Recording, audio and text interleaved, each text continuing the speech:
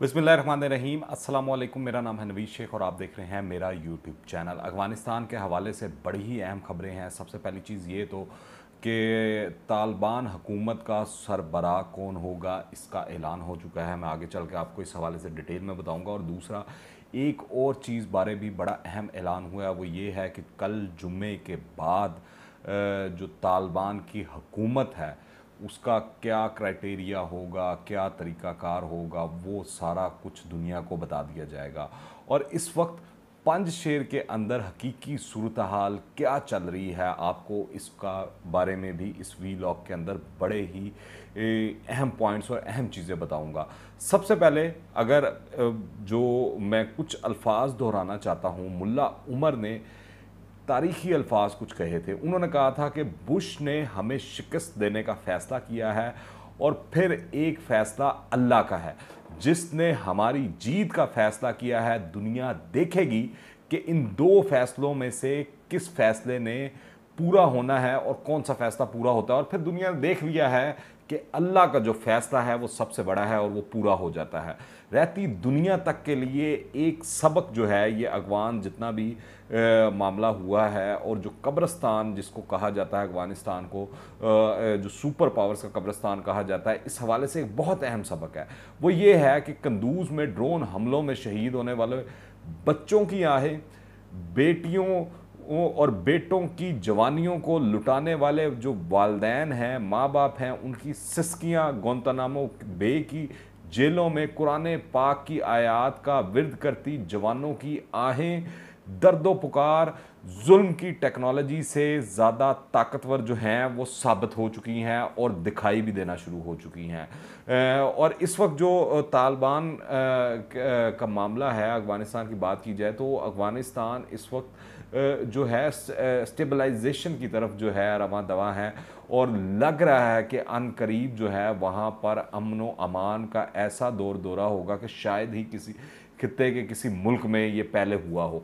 तालिबान के जो सकाफ़ती कमीशन के सरबराह हैं अमान उल्ला, उनका कहना है कि इनके अमीर मुल्ला हैबतुल्ला नई अफ़गान हुकूमत के सरबराह होंगे, जबकि सदर या वज़ीर आज़म इनके नीचे रहकर काम करेगा। हैबतुल्ला की हुकूमत में मौजूदगी पर कोई शक व शुबा नहीं रह गया है, वही हुकूमत के सरबराह होंगे और इस पर कोई एतराज़ नहीं सुना जाएगा। जो ये मॉडल उनकी जानिब से आया है और जो बताया गया है, इससे तो यही ज़ाहिर हो रहा है कि ये वो ईरानी सिस्टम जिस तरह चलता है कि एक रहबर आला है और उसके बाद नीचे सदर कोई भी हो सकता है और दीगर लोग कोई भी हो सकते हैं। पर जो वो शूरा वाला निज़ाम है, जो इस्लामी हुकूमत का जो निज़ाम है, वो इसी तरह चलता रहेगा। और ईरान के बाद इस खित्ते के अंदर इस तरह दिखाई दे रहा है कि अफ़गानिस्तान जो है दूसरी बाकायदा और प्रॉपर इस्लामी मुमलिकत जो है उभर कर सामने आने वाली है। नई हुकूमत के क़याम और काबीना की तश्कील के हवाले से भी बात की जाए तो मुशावरत जो है वो मुकम्मल हो चुकी है और नए सिस्टम का नाम जमहूरिया या अमारात की बजाय इस्लामी हुकूमत होगा। अल मुल्ला हैबतुल्ला सदर नहीं बल्कि अफ़गानिस्तान के कायद होंगे। सदर या वज़ीर आज़म का ओहदा उनके नीचे होगा, जिस तरह ईरानी मॉडल के अंदर होता है। और आप अगर वहाँ का सिस्टम देखें तो उससे मिलता जुलता सिस्टम जो है इस तरह लग रहा है कि अफ़गानिस्तान में आ रहा है और जो अभी तक बताया जा रहा है। नई हुकूमत के ऐलान के लिए काबुल में जो तकरीब है उसकी तैयारियाँ ज़ोरों शोर से जो है वो जारी हैं। अफ़गान मीडिया का ट्विटर हैंडल देखें या तहरीक तालिबान का ट्विटर हैंडल देखें तो वहाँ पर ये ऐलानात किए जा रहे हैं और तस्वीर और वीडियोस भी इस हवाले से मौजूद हैं। क्योंकि अमारात इस्लामी जो है इस हवाले से उन्होंने वाज़िया अल्फाज के अंदर ये भी अपने ट्विटर हैंडल पर कह दिया कि इंशाल्लाह कल जुमे की नमाज के बाद अमारात इस्लामी की नई हुकूमत का ऐलान कर दिया जाएगा।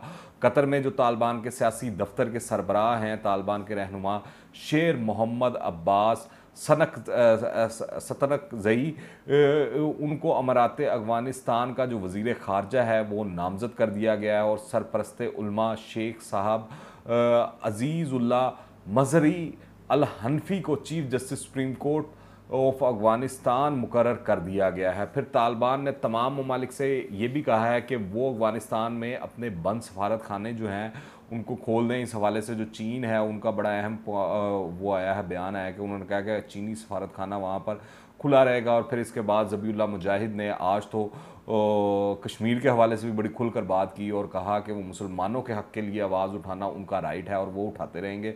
और फिर एक और अभी बड़ा उन्होंने अहम बयान दिया सी पैक के हवाले से, रीजन के हवाले से, चीन के हवाले से।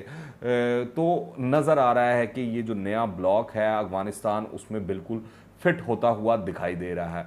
अफ़गान तालिबान को गैर मुल्की हमायत की इस वक्त बहुत अशद ज़रूरत होगी, क्योंकि तालिबान तनहा मुल्क का इंफ्रास्ट्रक्चर जो है वो खड़ा नहीं कर सकते हैं। अभी देख लें जिस तरह काबुल एयरपोर्ट वाले मामले में कतर खुलकर सामने आया है, तुर्की भी इस हवाले से मदद दे रहा है और उसको वो अप्रिशिएट भी कर रहे हैं। 20 बरसों की लड़ाई में अफ़गानिस्तान मुकम्मल तबाह हो चुका है। उसकी सड़कें, दफातर, ट्रांसपोर्ट और अवामी मनसूबों की बहाली जो है वो बहुत ज़रूरी इस वक्त है। आलमी बरादरी ने इस मौके पर तालिबान की मदद ना की तो ये वाज़िया दिखाई दे रहा है कि वहाँ पर एक इंसानी अलमिया जो है दोबारा से, या बहरान जो है वो फिर दोबारा से जन्म ले सकता है। और उसका आउटफल क्या होगा, जो हमसाया ममालिक हैं वहाँ पर मुहाजरीन जो हैं जोक दक जोक आएंगे और उनके ऊपर इस हवाले से बर्डन बनेगा।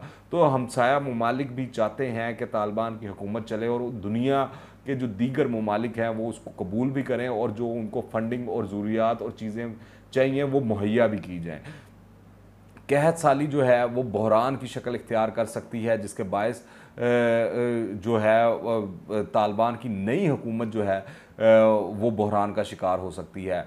लिहाजा जब तक अफ़गानिस्तान में सियासी इस्तेहकाम नहीं आता तब तक हालात का कंट्रोल होना बहुत मुश्किल है। इसलिए अक़वाम मुत्तहिदा पर इस वक्त डबल ज़िम्मेदारी आयद होती है। एक तरफ इसे तालिबान की हुकूमत को तस्लीम कराने के लिए फ़िज़ा जो है इस वक्त आलमी सतह पर उसको साजगार बनाना होगा। दूसरी तरफ अफ़गानिस्तान की तामीर नो के लिए तमाम ममालिक की डोनर कॉन्फ्रेंसेस से बुलाकर फिल फोर अफ़गानिस्तान की मदद करना होगी, ताकि इंसानी बहरान जो है अफ़गानिस्तान के अंदर जन्म ना ले सके।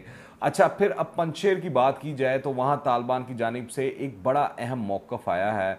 ये उन्होंने ट्वीट भी किया है, ख़बरें भी हैं और ये वो मीडिया के ऊपर भी उनके जो तर्जुमान हैं और लीडरान हैं वो आकर गाहे बगाए कहते रहते हैं कि पंजशीर के बागियों के वो मुतालबात हैं जो अमारात इस्लामी ने मुस्तरद कर दिए। ये क्या है? इनमें से सबसे पहला जो था कि हमारे साथ जो असला है वो तमाम असला हमारे पास छोड़ दिया जाए।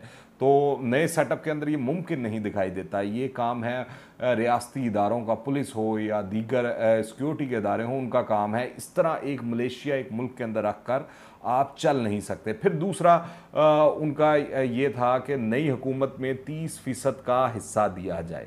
तो ये भी अब तालिबान के जो लीडर हैं, कमांडर हैं, जिन्होंने इतना अरसा कुर्बानियाँ दी हैं, 20 साल जंग लड़ी है, तो वो कैसे ये इस बात को मान लें कि जो उनके ख़िलाफ़ लड़ता रहा है, जो उनके मुखालिफ खड़ा रहा है, उसको 30% वो आएँ और आकर हिस्सा दे दें। और जो लोग उनके लिए सर्व करते रहे हैं, इस तरह वो मोराल वाला जो मामला है वो डिस्टर्ब हो सकता था। फिर तीसरी जो बात है, पंजशेर के तमाम इख्तियारात जो हैं वो चाहते थे शुमाली इत्तेहाद वाले कि उनके पास ही हो, वो ही उसका तमाम नज़्म व नस्क चलाएँ। जिस तरह एक इंडिपेंडेंट एरिए के तौर के ऊपर किसी जगह को रन किया जाता है, तो मुमलिकत के अंदर ये इस तरह मुमकिन नहीं था। चौथा, पंजशेर के बाहर से कोई निगरानी नहीं करेगा और ना ही कोई बाहर से एकामात देगा। तो ये चारों मुतालबात उनके इस तरह के थे जिससे ये चीज़ वाज़ह होती है कि वो पंजशेर को एक खुद मुख्तार इलाका या खुद मुख्तार रियासत के तौर पर डील करना चाहते थे और उसका इंतज़ाम व इंसराम चलाना चाहते थे और बाकी चीज़ें जो हैं वो तालिबान पर छोड़ना चाहते थे।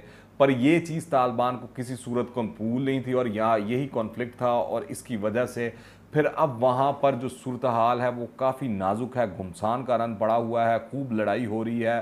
कैजुअल्टीज़ की जो इतलात हैं, अल अरेबिया जो है वेबसाइट वो तो रिपोर्ट कर रही है दोनों जानिब काफ़ी ज़्यादा तादाद में हो रही है। और अगर भारतीय मीडिया को देखें तो वो तो वन साइडेड स्टोरी कर रहा है और वो बता रहा है कि जो पंजशेर के अंदर शुमाली इत्तेहाद हैं वो शेर के बच्चे हैं और वो खड़े हो गए हैं और तालिबान को काफ़ी सुबकी हो रही है।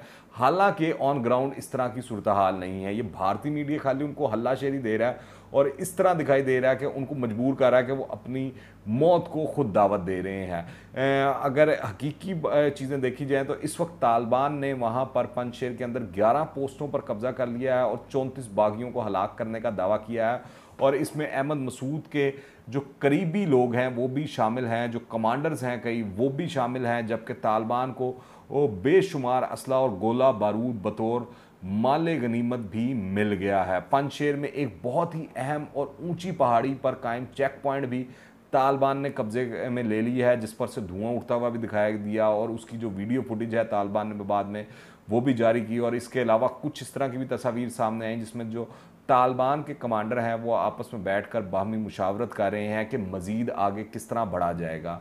भारतीय मीडिया तो इस मामले में भी खूब प्रोपेगेंडा कर रहा है, मामले को हवा देने की कोशिश कर रहा है, मगर लगता यूं है कि एक आधे दिन के अंदर पंजशेर वाला मामला और मसला जो है ये भी हल हो जाएगा, सेटल हो जाएगा।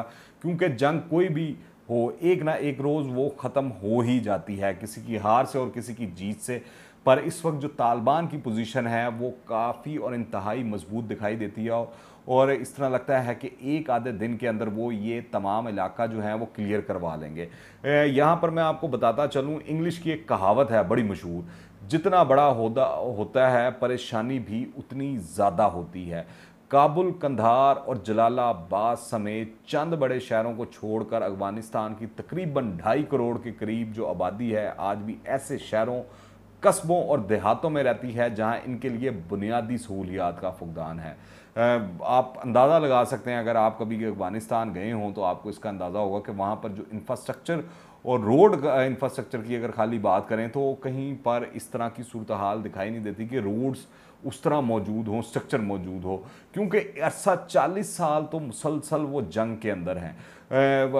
ये कहा जा सकता है कि कंधार हो गया, हरात हो गया, काबुल हो गया, ये कैपिटल बड़े मशहूर शहर हैं, तो यहाँ पर आपको इंफ्रास्ट्रक्चर और चीज़ें दिखाई देती हैं। मगर आप जैसे ही यहाँ से बाहर निकलते हैं तो आपको इस तरह लगता है कि आप पता नहीं कितने 100 साल पीछे जा चुके हैं। तो इस हवाले से अगर देखा जाए तो तालिबान की बात की जाए तो इक़्तिदार जो है जहाँ उन्होंने अब बिल्कुल उसके करीब पहुंच गए हैं, बड़ी अच्छी बात है, उनकी जद्दोजहद और वो डिज़र्व भी करते हैं। मगर देखा जाए तो इक़्तिदार एक कांटों की सेज भी है। तालिबान ने दुनिया की सबसे बड़ी सुपर पावर से एक तवील अरसे तक गोरीला जंग लड़ी और फिर अपना वतन भी आज़ाद करवा लिया, हासिल कर लिया। अब इस मुल्क को सियासी और माशी तौर पर चलाना और यहाँ के अवाम को अपने तर्ज हुक्मरानी से मुतमईन रखना तालिबान के लिए एक बहुत बड़ा चैलेंज होगा। क्योंकि मैंने अपने गुज़िश्ता एक वीलॉग में भी बात की थी, बड़ी अहम बात है इस हवाले से कि आप सिक्योरिटी मुहैया कर रहे हैं, सब कुछ कर रहे हैं, मगर तमाम जराइम की जो जड़ है, तमाम जंगों की जो जड़ है, हर मसले की जो जड़ है वो भूख है, अफलास है और नंग है, जो इस वक्त अफगानियों के सर के ऊपर एक तलवार की तरह लटकी हुई है। तो देखते हैं तालिबान इससे मुकाबला कर पाते हैं या नहीं कर पाते। अपने जो अफगान भाई हैं उनको जल्द से जल्द बेहतर रोज़गार, बेहतर खुराक, बेहतर हेल्थ फैसिलिटीज़ और दीगर अशिया ज़रूरिया मुहैया कर पाते हैं या नहीं कर पाते, ये उनके लिए सबसे बड़ा और सख्त इम्तिहान होगा, जो आने वाले दिनों में यकीनन दुनिया को भी मालूम हो जाएगा और अफगान अवाम को भी मालूम हो जाएगा। आप क्या राय रखते हैं इस हवाले से नीचे कमेंट्स में लाजमी बताइएगा। और अगर आपने अभी तक इस चैनल को सब्सक्राइब नहीं किया तो इस चैनल को सब्सक्राइब कर लें। दुआ में याद रखें। टिल द नेक्स्ट टाइम, अल्लाह हाफ़िज़।